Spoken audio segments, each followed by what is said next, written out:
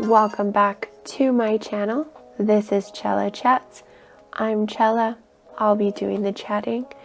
If you are new to my channel, we talk about all things mythical, mystical, magical, some creepies, some cryptids, maybe even some conspiracies. So if you're into those sorts of things, if that's all your cup of tea, then I invite you to stick around, enjoy this video, and maybe consider subscribing to my channel, because that's what we're all here for. Now, with all of that said and out of the way, today's category is mythology. So, as I was doing research for my last couple of videos, one particular movie came up a couple of times, and I actually unintentionally left it out. That movie was Sleepy Hollow. So it kind of got me thinking. Now, growing up, I had always thought that Sleepy Hollow was the origin story of the Headless Horseman. Many years later, I found out that it comes from Ireland. And apparently the myth of this being has gained so much notoriety and favor, particularly in Japan, that they have just kind of put it anywhere and everywhere they can. They've used it as villains and bosses in games, and they have actually turned it into a lovable character in many different anime. Some of the more popular ones being Monster Musume. Apparently there's an appearance in Konosuba, interviews with monster girls, and my personal favorite, which gave me a little more knowledge on this particular creature, Durarara, with our girl Kelty Sturluson. And for those of you who are fans of the show, I know in the show they call her Stelty, but if you pronounce it like the Irish, it should be Kelty. So anyway, in case you haven't guessed, it's not just the Headless Horseman we're talking about. We're talking about a very specific creature, the Dullahan, also known as Gan-kyan, which means without a head. Some also call it Fardorocha, which means the dark man, and is thought to be the embodiment of death. Like I said before, it actually comes from Irish folklore. It is considered to be part of the Fae family. Some people actually consider it an evil fairy. Others just consider it a demon death god. Now, the Dullahan can be, or is typically male, but can also be female. Now, if you know the story of the Headless Horseman in context of the Sleepy Hollow legend, the horseman doesn't have his head. But in actual Irish lore, the Dullahan does actually carry their head with them. Now, I kind of would prefer the angle of it not having its head, because the skin is said to have the texture and appearance of yeasty bread or moldy cheese, and is patina in color. So like a very kind of green color. Think of the Statue of Liberty. It is said to have a Glasgow smile, which is the corners of its mouth extend from ear to ear. It has constantly darting eyes that scan through the Irish countryside, and its eyes glow with the phosphorescence of decaying matter. Now, it must be radioactive decaying matter for it to have a phosphorescence, but whatever the case, the Dullahan can use its own head as a lantern to light its path in the pitch black of the Irish countryside. Now, along with those phosphorescent glowing eyeballs, the Dullahan has been imbued with supernatural sight. So it can see on the darkest nights, so it has night vision. It can see over long distances. I don't think it can see like over the sea or anything, but it can see across a pretty long field. And the Dullahan has X-ray vision, so to speak. It can see into the home of its victims, or the homes of its victims. Now, because the Dullahan does actually carry its head with it, they can actually speak, but unfortunately they are limited to one time per trip to the Earth realm, and sometimes they ride on a single steed. I think that is the most commonly known, especially, here in America. And in this iteration, half the time the steed is also headless, but in other iterations it does have its head, and in those iterations the horse's head, or the horse's eyes are flaming eyeballs, and they have short cropped ears.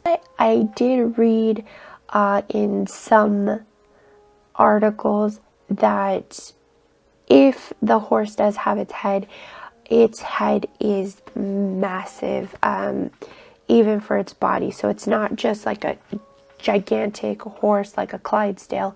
It's got like a regular sized horse's body, just its head is maybe triple it's what it should be, that kind of thing. The Dullahan can also drive death coach, and that is led by 6 black horses. They are said to run so fast that they blaze a trail. So they set the path and the brush on either sides of their path on fire. As well, they kind of force all locks on gates and doors, and any type of lock, they force it open with, the wind power that they bring. Now, it should be noted, the Dullahan makes excellent use of human remains.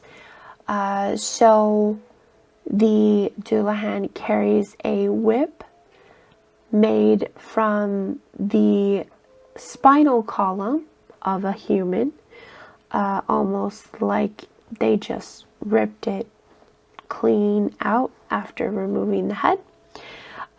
They use skulls as lanterns for their funerary wagons. They use thigh bones as the spokes in the wagon wheels. And they use old dried skin as the pall or the cover of the wagon. Now, in, I guess, more tradition, like, I guess, stricter tradition, the Dullahan is summoned by the call of a dying soul. So basically, when a person is in their last few moments of life, whether it be like their last hour, their last few minutes, that is like a beacon for the Dullahan, and Dooley will appear. The Dullahan may be allergic to gold. It is said that if you are being chased, you can drop something as small as a pin that is made of gold, and it will stop the Dullahan in its tracks, and the Dullahan will vanish, of course not for long. And I want to read this little excerpt. A man was on his way home one night between Roundstone and Ballyconnolly. It was just getting dark, and all of a sudden he heard the sound of horses' hooves pounding along the road behind him. Looking around, he saw the Dullahan on his charger, hurtling towards him at a fair speed. With a loud shout, he made to run, but the thing came on after him, gaining on him all the time. In truth, it would have overtaken him and carried him away had he not dropped a gold-headed pin from the folds of his shirt on the road behind him. There was a roar in the air above him, and when he looked again, the Dullahan was gone. So, either an allergy or an extreme fear, nonetheless, Dooley has an aversion to gold. So now, moving on to more of the kind of origin stories. Let me preface this by saying it's important to note that the ancient Celts believed that the soul was located in the head. And when you were on the battlefield, if you were fighting someone who basically just would not go down, but you managed to defeat them anyway, they were deemed as worthy, and you were basically encouraged to then take their head as a sort of trophy. And they believed that because the soul resided in the head, that once you took your reward, that the head carried with it a certain magic, so to speak. And they also believed that if you put the head on a pike outside of your habitation, your home, that it would work as sort of like a security system, the head would scream if the enemy was approaching. So, with that said, the most famous in terms of origin stories, at least I think in the Americas, I don't know about the rest of the world, but it likens to the story found in Sleepy Hollow, or the Sleepy Hollow lore. So, of course, as in the Sleepy Hollow lore, the horseman was believed to have been a soldier who lost his head during battle. And like I just said, if you were a worthy enough foe, or you vanquished a worthy enough foe, you were encouraged to take the head. So apparently the horseman was a very worthy foe, had his head taken, and then the body was buried, and so he can't rest, or they can't rest because they don't have their head. So they rise and they go looking for the head. And some do actually believe that this soldier was just kind of really bitter about the whole thing. He was just a sore loser. And so he just basically goes around lopping people's heads off because he lost his own. So it's one of those, he lost, so now he's going to make the world pay. Now, in terms of the Sleepy Hollow lore, the horseman was a Hessian, so a German mercenary hired by the Brits during the Revolutionary War, and he lost his head due to cannon blast, and it just destroyed the head. So of course he had to be buried without the head, and so he rises in search of his head, and since he can't find his because it is non-existent, he removes the head of pretty much anyone who crosses his path. Now, if you're thinking of the Tim Burton version, which is the one that I'm actually most familiar with, the Hessian is actually summoned back to Earth, or the Earth realm, to do the evil bidding. Kind of branching off of that origin story, there is kind of an insinuation that maybe Dullahans can be created in the book Fairy Legends and Traditions of South Ireland, written in 1834 by one Thomas Crofton Croker. He kind of insinuates this in the story of the good woman. The main character, Larry Dodd, is on his way home after a night of binge drinking, and he sees this hooded figure that he can tell is a woman, and he offers her a ride, and he gets a peek under her hood, sees that she's absolutely gorgeous, and tries to steal a kiss, though he is a married man. And she jumps off of the horse and runs into an abandoned graveyard, into an abandoned church. He follows after her because he's determined he's gonna get that smooch, and he comes across a sort of festival of Dullahans.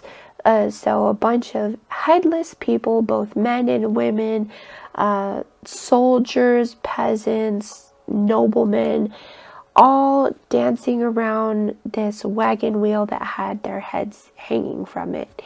And he watched in horror and awe, and then he falls into the church through a broken window, and instead of these things just going straight for the jugular, even though they kind of do, they give him a drink, and because he is a lush, he gulps it down, and in the midst of drinking it down, they decapitate him, and he freaks out, but then realizes he's alive.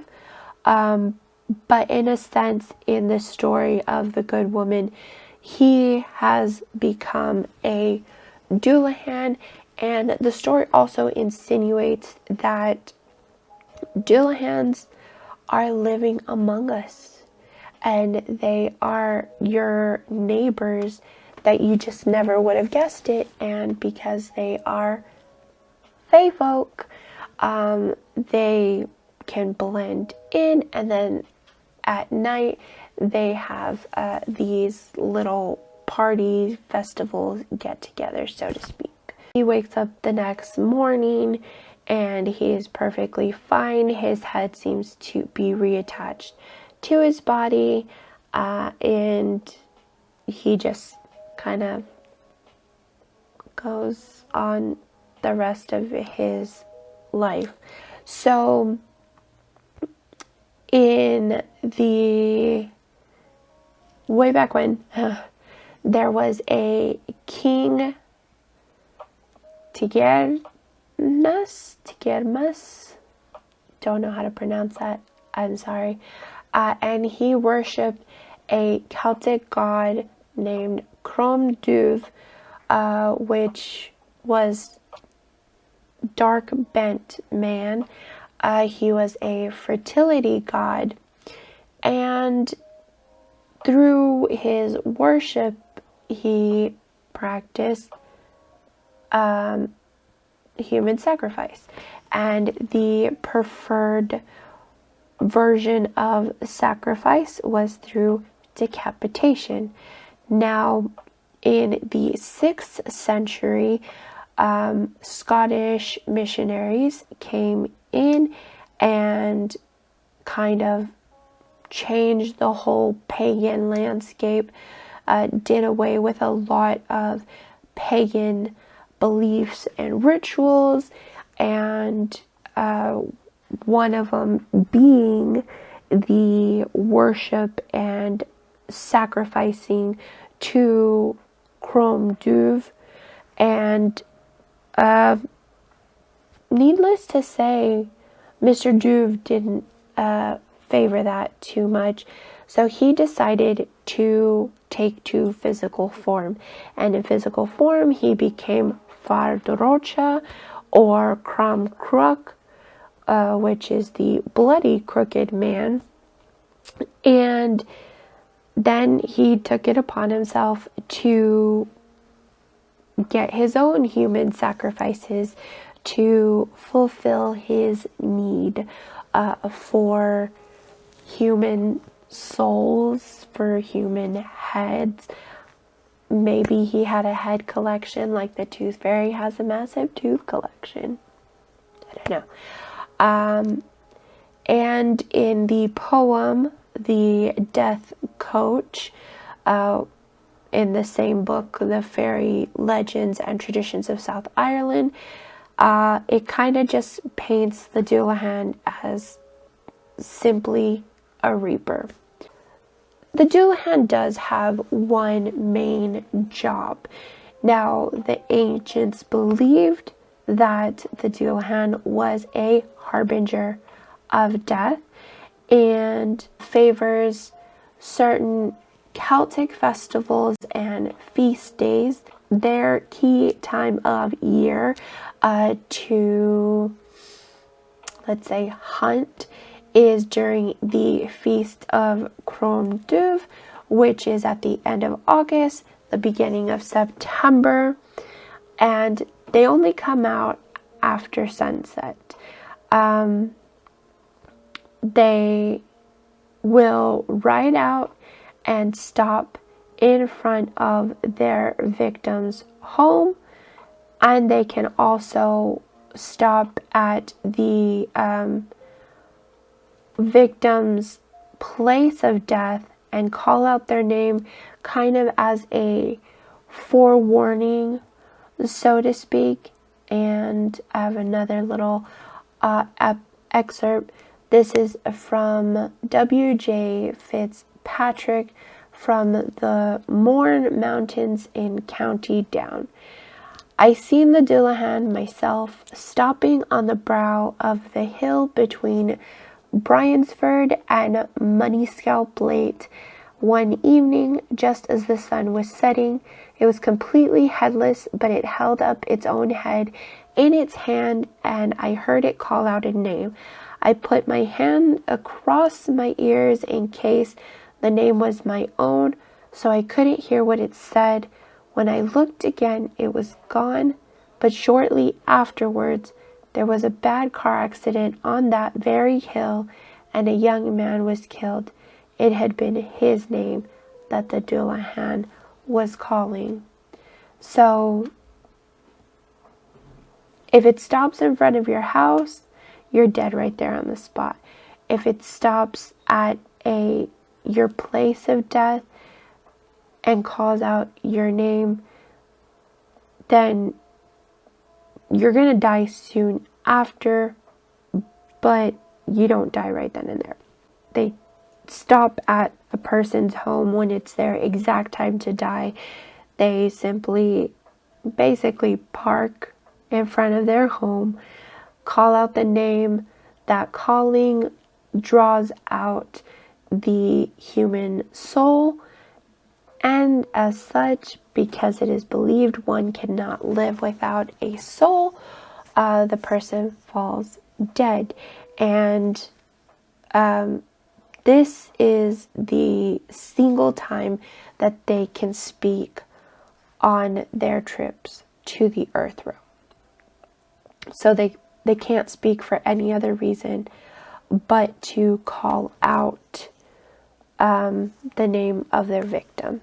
It is said once the coach has come to earth, it cannot return empty. So, like I said earlier, you can kind of push off your death by dropping gold to stop the Dullahan from pursuing you, but the man's gonna get his prey one way or another, and they will either pursue you relentlessly until they get what they came for, or they will just move on to the next victim. Either way, someone is going in that wagon, or a soul is being sucked up by the Dullahan per trip. He is not going home alone. It is said that the Dullahan is particularly active in the counties of Sligo and Downs, and their use of a single horse versus driving the death wagon kind of depends upon the county that they're in. So I guess if it has a nicer paved roads, perhaps it'll use their wagon. If it's more of a straight up country boonies type deal, then the Dullahan will ride a single horse out on its trip. And the Dullahan does not like to be watched while it is working. If you are caught by the Dullahan, which remember has x-ray vision, has night vision, so you're gonna get caught it can either use its spinal column whip and whip out one of your eyes and takes it with it, or it'll throw a bucket of blood in your face. And if you get the bucket of blood in your face, then that means you are the next to die. The Dullahan has grown in popularity so much, basically since its inception. It has been adopted into various tales around the world, some from Germany where it blows a horn to kind of warn hunters, maybe take the day off, because death is lurking for you right around the corner. Like I said earlier, the Japanese have just adopted it, and then it's just been in numerous horror films and shows, and it has actually kind of grown from a villain of sorts into a kind of likable, lovable character, especially if you have seen the anime Dullahan. Kelty Sturluson is totally lovable. That is why she is one of my favorite characters kind of all time. So yeah, let me know what you think in the comments down below. Like and subscribe, and thanks for watching, and as always, I have been Chella, and it has been a pleasure chatting with you. See you guys next time. Bye!